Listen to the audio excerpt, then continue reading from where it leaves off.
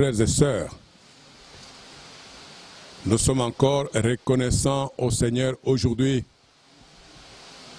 parce qu'il nous a fait grâce. Il nous a envoyé à son assemblée aujourd'hui pour essayer de partager encore avec vous la parole de vérité.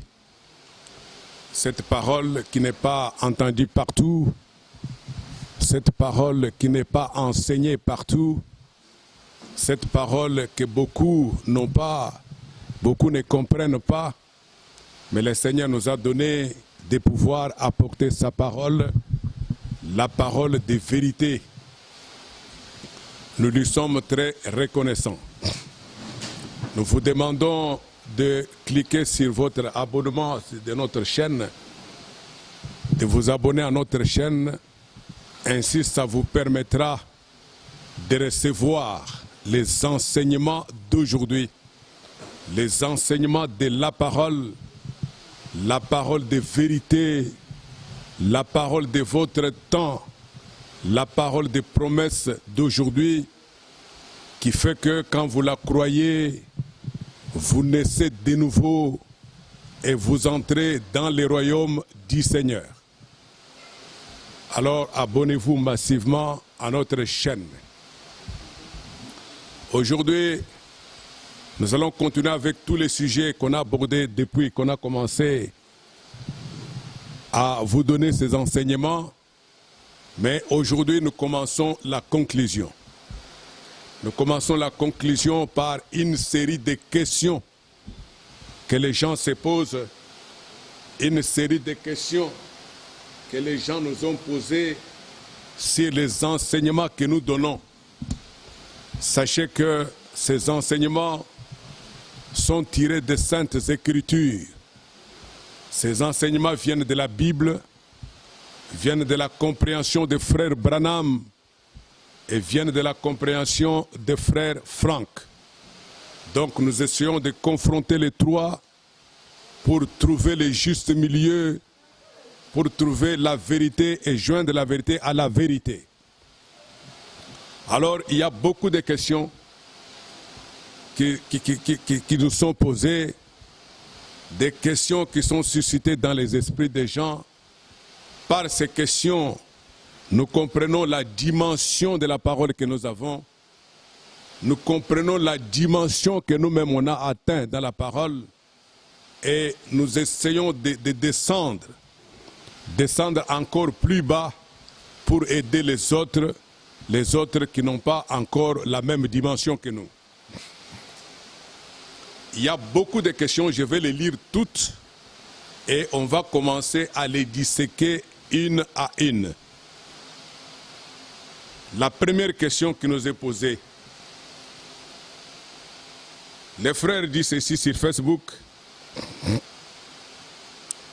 les baptêmes tels que nous connaissons, le baptême se fait au nom du Seigneur et Sauveur Jésus-Christ.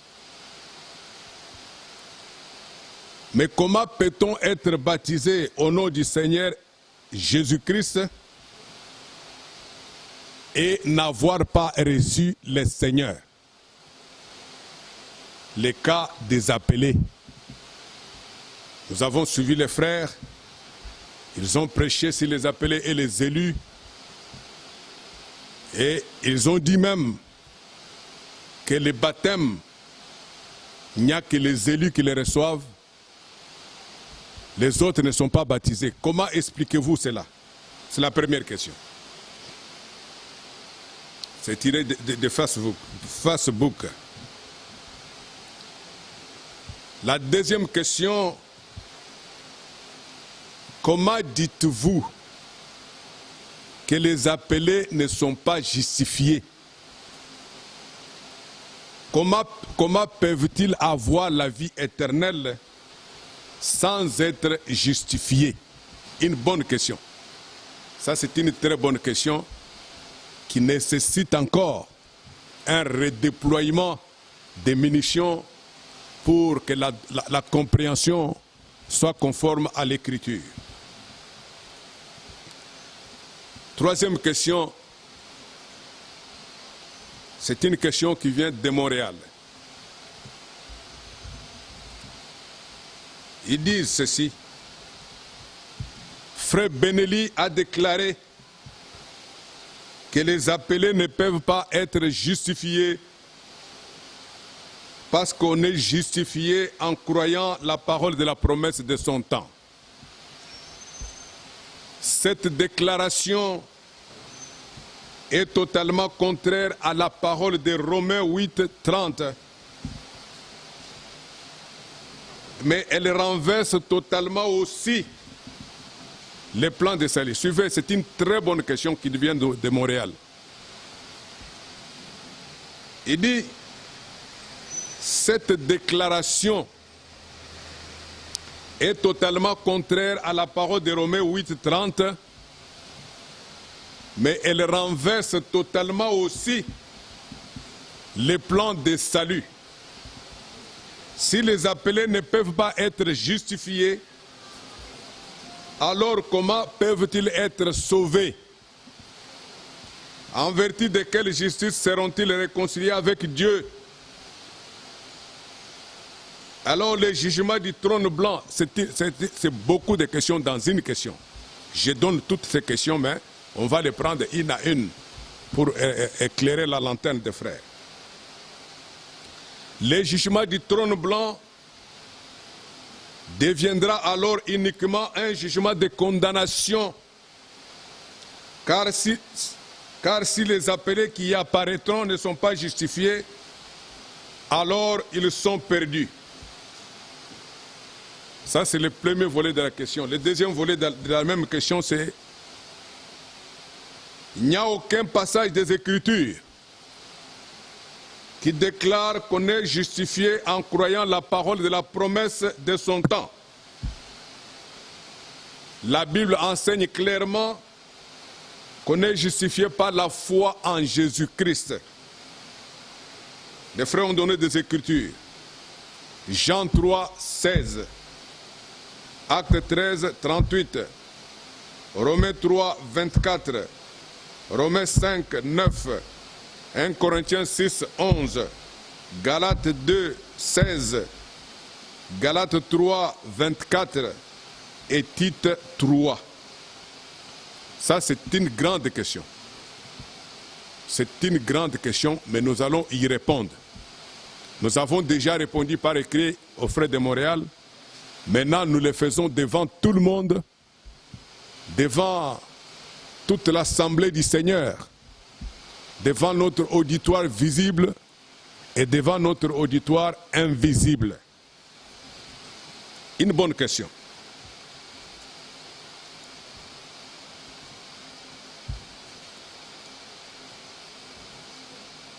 Une bonne question. Nous cherchons la question suivante. La question suivante. La question suivante, c'est celle-ci. Frère Benelli a affirmé que les baptêmes devraient être administrés qu'à ceux qui sont nés de nouveau. C'est-à-dire ceux qui ont cru la parole de la promesse de leur temps. C'est une question aussi de Montréal.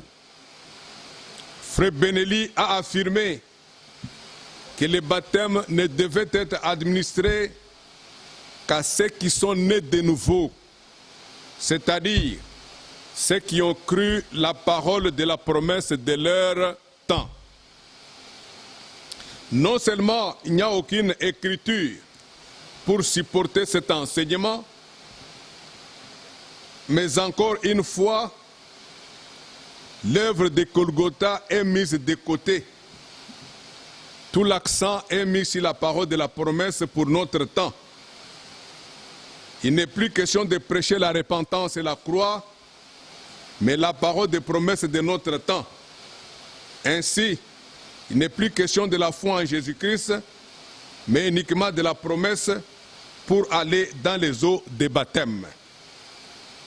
Une bonne question. Ça monte le niveau de compréhension. Ça monte aussi le niveau d'enseignement que ces gens ont reçu. Mais nous aimons des questions comme ça. nous allons aussi faire un effort pour répondre à cette question.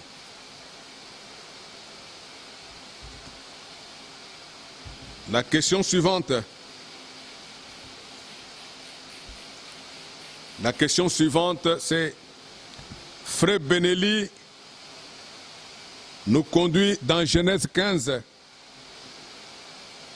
pour montrer que l'héritier d'Abraham ne sera pas Élisée de Damas. Ensuite, il déclare qu'au moment où Abraham crie la promesse de Dieu, il est né de nouveau. Nous voulons bien comprendre ce qu'il voulait dire.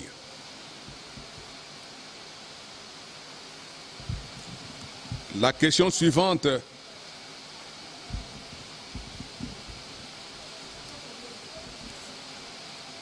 La question suivante.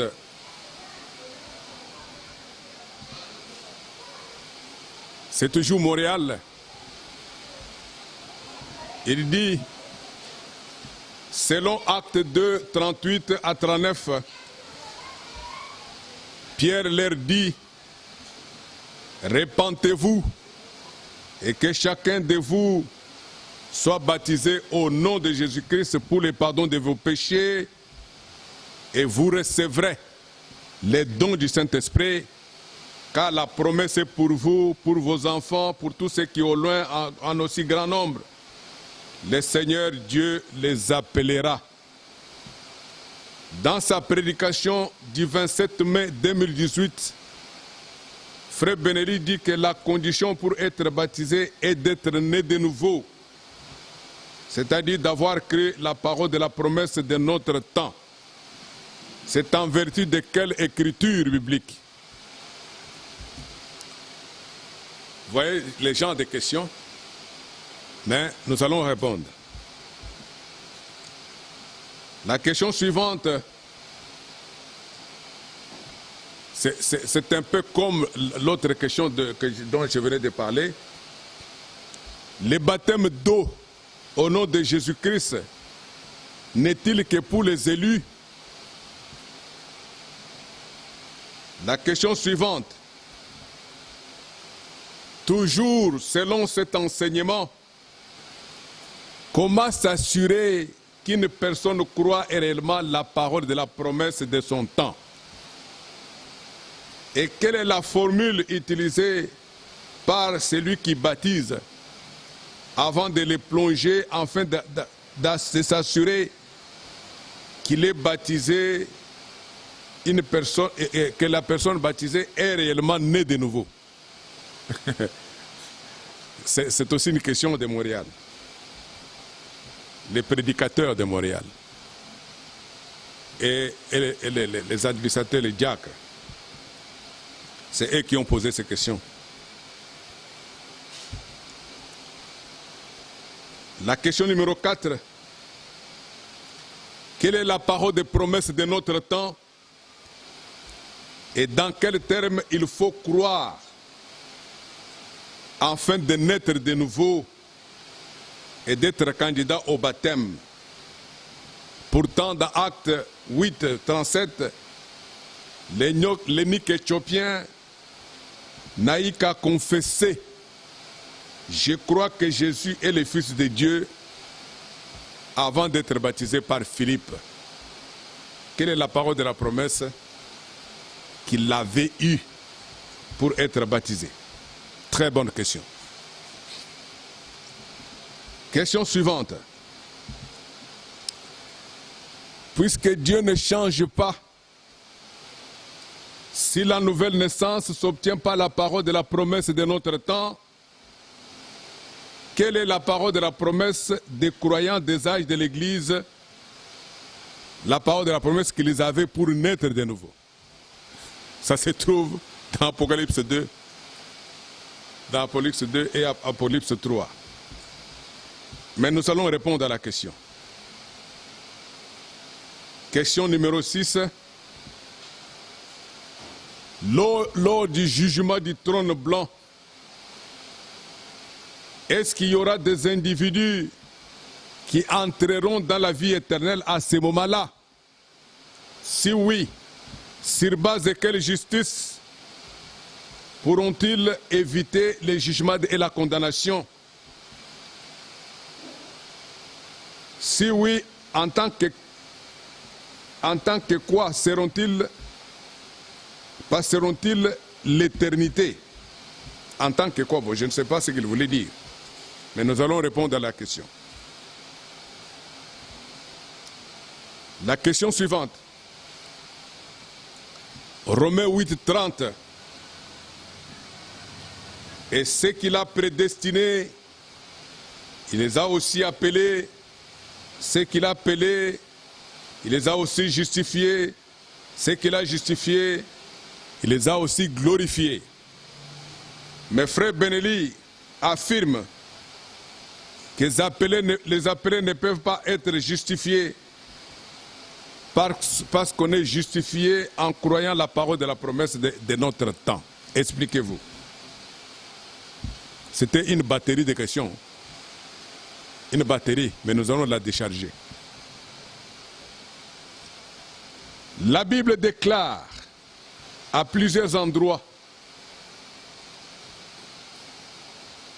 que sa foi dans la promesse d'Abraham,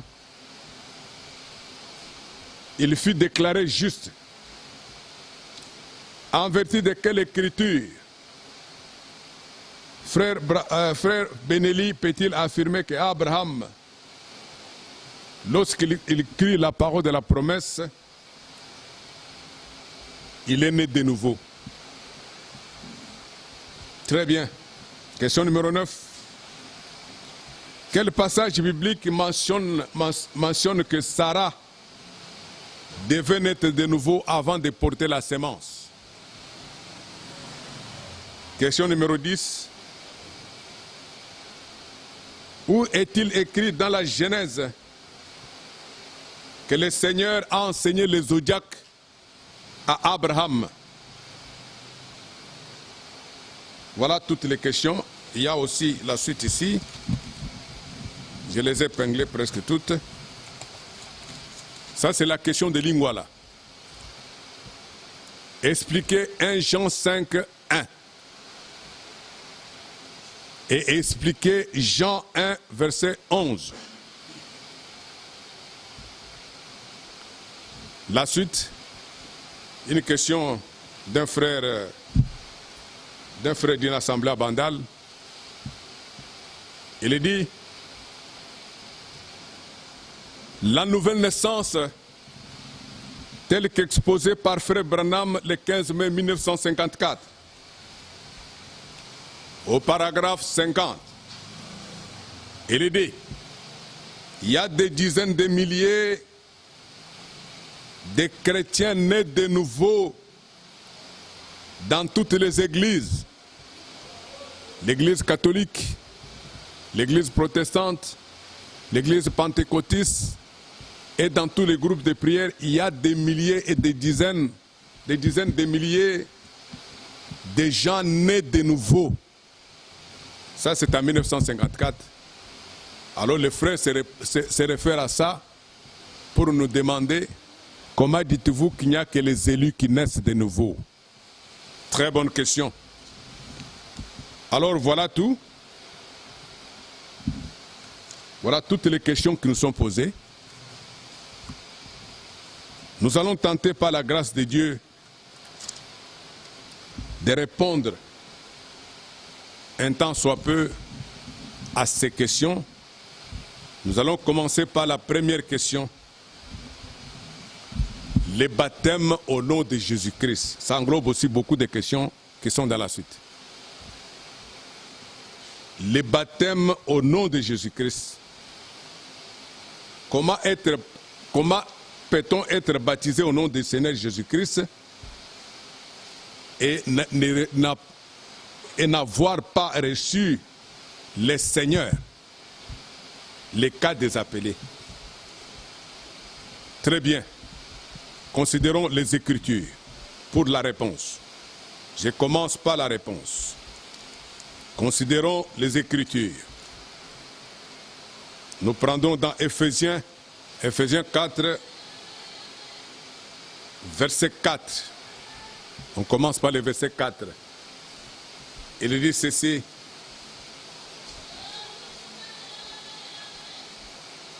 D'abord, on va même au premier verset pour avoir tous les contextes. Je vous exhorte donc, moi, les prisonniers du Seigneur, à marcher d'une manière digne de la vocation qui vous a été adressée,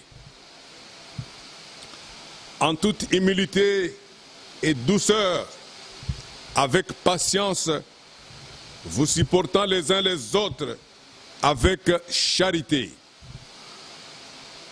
et vous efforçant de conserver l'unité de l'esprit par les liens de la paix. Il y a un seul corps,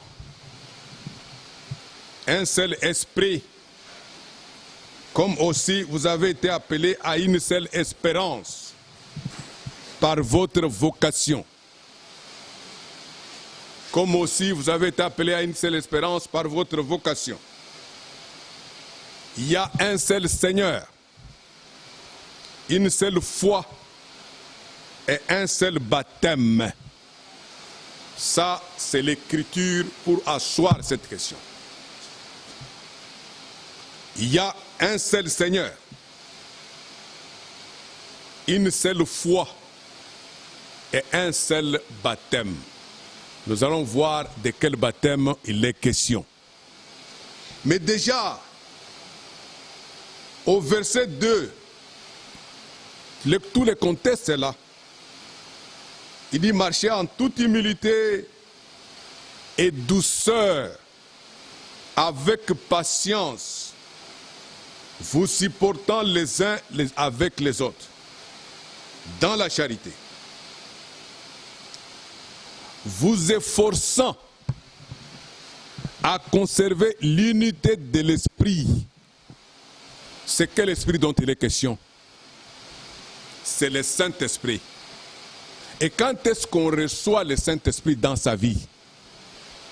On reçoit le Saint-Esprit lorsque on reçoit la parole de la promesse de son jour. C'est-à-dire que c'est lorsque vous naissez de nouveau que le Saint-Esprit entre en vous. C'est ça le Saint-Esprit dont nous devons conserver l'unité. Vous efforçant de conserver l'unité de l'esprit par les liens de la paix. Donc nous devons être dans l'unité du Saint-Esprit. C'est pas la parole de la promesse de notre temps.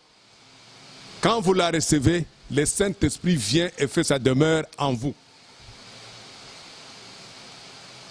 Car, il dit ceci, il y a un seul corps. Le seul corps, c'est lequel? C'est le corps de Jésus-Christ. Le corps mystique des croyants. C'est le seul corps. Il y a un seul esprit. C'est le Saint-Esprit de Dieu que nous recevons par la parole de la promesse de notre temps. Comme aussi vous avez été appelés à une seule expérience, une seule espérance. L'espérance vient de la parole de la promesse. Si vous n'avez pas une parole de promesse, vous ne pouvez pas mettre l'espérance. Et l'espérance, c'est pour les élus. Quand nous regardons dans Tite 1, premier verset, il dit Paul, serviteur de Jésus-Christ, apôtre du Seigneur, a envoyé pour la foi des élus de Dieu. A envoyé pour la foi des élus qui ont une espérance dans la vie éternelle qui a été promise dès les plus anciens temps. Donc nous voyons que l'espérance naît de la parole de la promesse. C'est quand on reçoit la parole de la promesse qu'on a l'espérance. L'espérance, c'est quoi? La foi vient de ce qu'on entend, et la foi, c'est une ferme assurance des choses qu'on espère. Alors il dit, il y a un seul Seigneur, une seule foi, un seul baptême. Quelle foi là dont on parle? C'est la foi dans les paroles de la promesse de Dieu. C'est cette foi-là, celle qui vient de ce qu'on entend de la parole infaillible de la promesse. Vous n'avez la foi véritable que quand vous recevez la parole de la promesse de votre temps. Tant que vous n'avez pas reçu la parole de la promesse, on ne peut pas dire que vous avez la foi. Vous avez une foi, mais c'est une foi par acceptation. C'est ça la foi que tous les appelés ont. Les appelés croient que Jésus est leur sauveur. C'est par acceptation qu'ils acceptent qu'il est le sauveur. Ce qu'ils n'acceptent pas, c'est quelque chose qui est déjà fait à la croix. Quelque chose qui a déjà été fait, on vous apprend une bonne nouvelle, on vous dit, à la croix, lui il est mort pour toi. Alors tu acceptes, tu es sauvé. C'est la foi par acceptation, mais ce n'est pas la foi véritable. Parce que la foi véritable, c'est une révélation. Dieu vous révèle quelque chose. Et il le révèle seulement à ceux qui l'aiment. Il le révèle seulement à ses élus. Dieu vous révèle quelque chose par une parole de la promesse. Quand vous croyez ça, vous avez la foi véritable. C'est ça la foi dont on parle ici. Il y a une seule foi, un seul Seigneur et un seul baptême. Le seul Seigneur, vous le connaissez, c'est Dieu Tout-Puissant qui s'est présenté au nom du Seigneur Jésus-Christ. Il y a un seul Seigneur, il n'y en a pas deux. Et le seul Seigneur, on le croit. Quand on croit au seul Seigneur, c'est-à-dire on est né de nouveau. Quand on croit la parole de la promesse de son temps, on est né de nouveau. Donc on a reçu le seul Seigneur. Mais il ajoute, il y a un seul baptême. Les baptêmes, il n'y en a pas deux.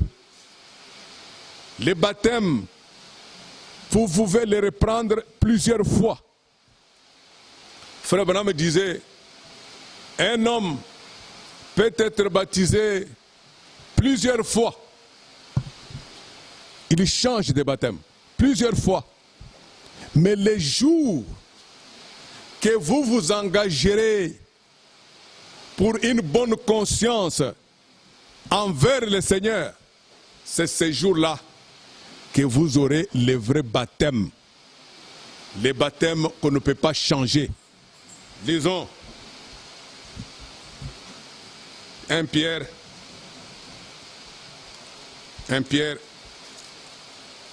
3, 21.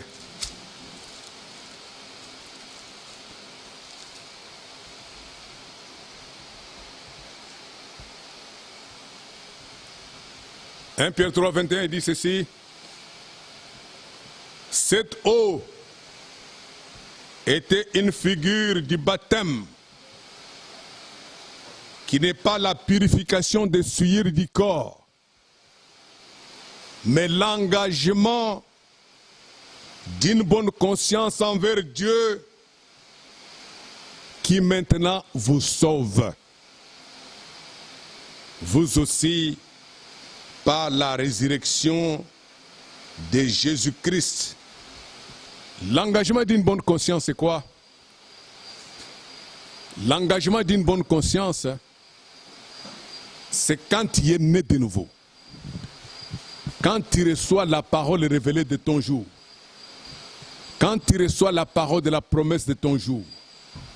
Tu es né de nouveau, alors tu as l'engagement d'une bonne conscience envers Dieu. Et en ce moment-là, tu peux prendre le baptême ayant l'engagement d'une bonne conscience. Un appelé ne peut pas avoir l'engagement d'une bonne conscience. Parce qu'il l'aura d'où? La bonne conscience vient par le Saint-Esprit. Quand le Saint-Esprit vient habiter un homme, il lui donne la bonne conscience. Et quand le Saint-Esprit habite dans un homme, cela veut dire que cet homme est né de nouveau. C'est ça la bonne conscience. Donc le baptême véritable, c'est le baptême au nom du Seigneur et Sauveur Jésus-Christ, pris après avoir eu l'engagement d'une bonne conscience. Je vais vous lire, frère Franck, parce que nous le prenons au mot. Nous prenons frère Franck au mot. Tout ce qu'il dit, nous le prenons au mot. Parce que c'est lui l'homme que Dieu a établi aujourd'hui. L'homme que Dieu a donné pour nous enseigner. C'est lui l'enseignant véritable. Il dit, dans la lettre 57, je me remémore encore cette citation, il dit, le temps du soir, le temps dans lequel le prophète est arrivé, ce temps est derrière nous. Nous sommes maintenant au temps de l'épouse. Et aujourd'hui, les brochures, les lettres circulaires et les prédications que nous donnons doivent être compris et entendus comme le son de réveil pour l'épouse. Donc, nous considérons ces lettres avec une grande importance. Il y a des gens qui ne les considèrent pas, mais qui veulent être avec lui. Ils veulent seulement être avec lui pour être vus. Mais ils ne considèrent pas ce qu'il enseigne, ce qu'il dit. Lisons-le dans le christianisme traditionnel à la page 106. Il dit ceci. Celui qui considère plus exactement le contexte du baptême pourra constater qu'il ne s'agit pas seulement d'un acte extérieur, mais bien de ce que la personne concernée a auparavant expérimenté une conversion par la repentance et un esprit de contrition, et qu'elle a reçu l'assurance du pardon de ses péchés par la foi de l'œuvre de Jésus-Christ. C'est alors qu'elle se fait baptiser par une seule immersion dans l'eau comme symbole de son ensevelissement avec Jésus-Christ, afin de marcher désormais avec lui dans une vie nouvelle, car elle a cru au fait d'avoir été crucifiée avec lui et d'être morte avec lui. Le renouvellement et la nouvelle naissance n'arrivent pas par le baptême, mais bien, comme il est écrit, il nous sauva non sur les principes d'œuvre accomplis en justice, que nous y faites, mais selon sa propre miséricorde, par le lavage et la régénération, le renouvellement du Saint-Esprit qu'il a répandu sur nous par Jésus-Christ, notre Sauveur. Alors il conclut une conclusion majeure. Il dit ceci. Le vrai baptême ne peut être effectué correctement que sur des personnes ayant été régénérées et ayant passé par la nouvelle naissance. Je répète. Ça, c'est ce que frère Franck dit. Le vrai baptême ne peut être effectué correctement que sur des personnes ayant été régénérées et ayant passé par la nouvelle naissance. C'est ça ce que nous disons. Vous nous posez des questions, mais nous disons ce que nous avons lu. Quand vous nous posez des questions, vous nous accablez, mais nous vous disons ce que nous avons lu de la part de l'homme mandaté par Dieu. Pourquoi il dit ça? C'est parce qu'il a dit premièrement que